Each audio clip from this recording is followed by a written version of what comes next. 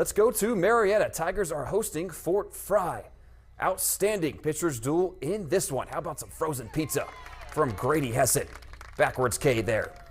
Bottom three, no score. Will Torners thinks he might have a double, but how about this effort from Jack McCurdy? Watch him come flying in out of nowhere the last second and making the play.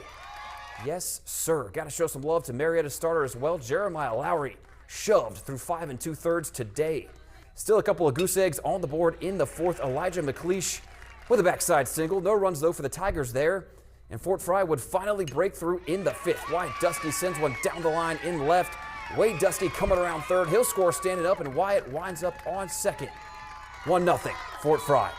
Now heads-up play here from the Cadets. 2 outs with runners on first and third. McCurdy intentionally going to get caught in a rundown, which allows Wyatt Duskey to score. McCurdy out at second, but the run still counts, and Fort Frye goes on to win this one 5-0.